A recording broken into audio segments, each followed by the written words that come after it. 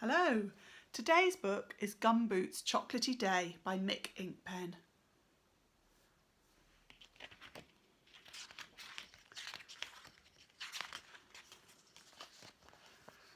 Gumboot was having a chocolatey sort of day. His aunt had been to visit him and she had given Gumboot a big bar of his favourite chocolate. "Don't eat it all at once," she had said. To start with, there had been 15 chunks of chocolate on Gumboot's chocolate bar. Gumboot didn't know this because he could only count 10. But what he did know was that he liked chocolate very much. That was why there were now only 3 pieces left.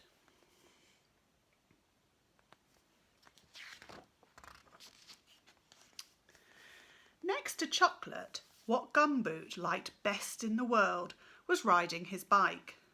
So he tucked his chocolate safely into the basket and off he went to the park. In the park, Gumboot stopped to watch the ducks on the lake. Out in the middle, 3 of them were paddling about with their heads under the water and their tails stuck up in the air. Their curly-tailed bottoms bobbing up and down made Gumboot giggle.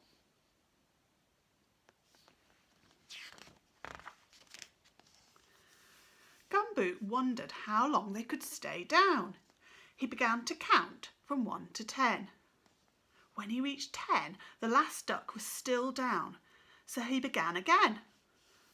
Gumboot counted up to 10 3 times before the last duck popped up out of the water. "The winner!" shouted Gumboot across the lake. The duck looked at Gumboot and quacked happily.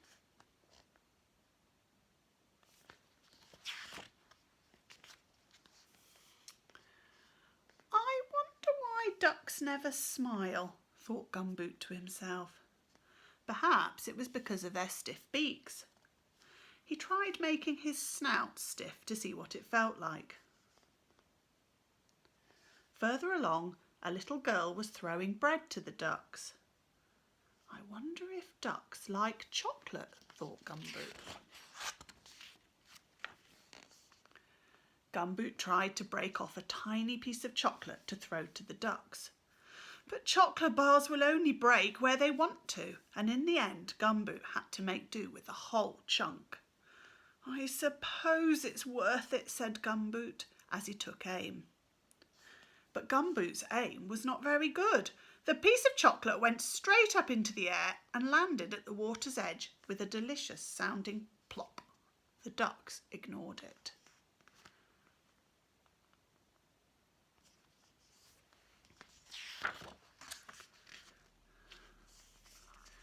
Gumboot was quite pleased.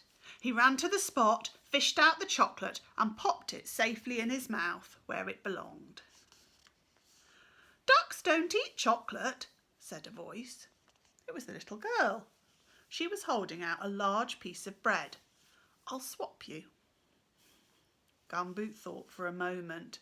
There were only 2 pieces of chocolate left. "Oh, all right then," he said. "You can have 1 piece and I'll have the other." The little girl put the chocolate straight in her mouth and gave Gumboot the bread.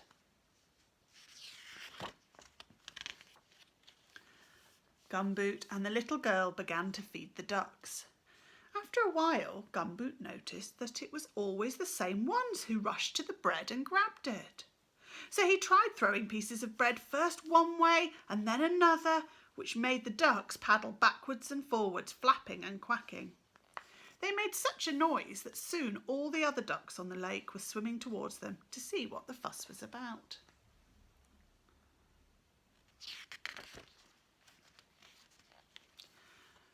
Gumboot was having fun. Ducks and bread were flying in all directions. He tried throwing high throws, then he tried long throws, and then he broke the bread into lots of little pieces and threw them all at once. "Get ready, everyone," he shouted. "Here goes the last piece."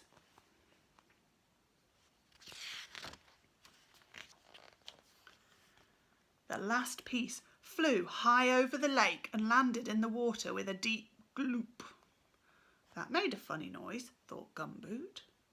Then he realised that something awful had happened, something terrible. In his excitement, he had thrown his chocolate into the lake. His last piece of chocolate, his only piece of chocolate.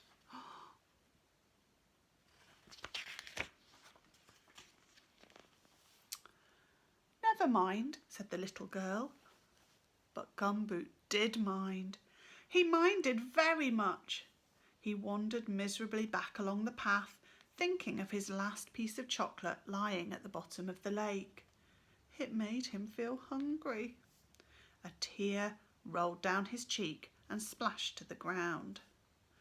Goodbye, called the little girl, but Gumboot didn't seem to hear.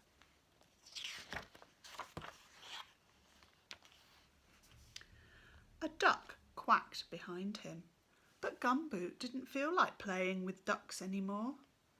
The duck quacked again, this time more loudly. It seemed to be following him.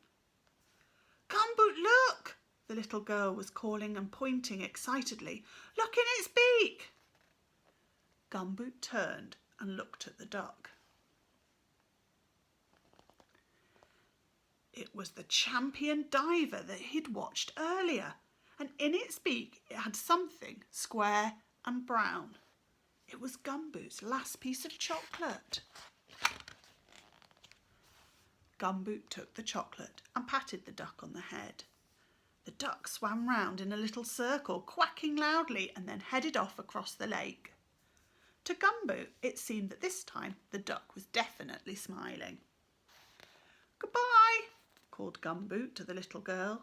She smiled back at him. Gumboot smiled too, all the way home. What a happy thing chocolate is, thought Gumboot as he put the last piece in his mouth. It tasted a little pondy, but otherwise delicious.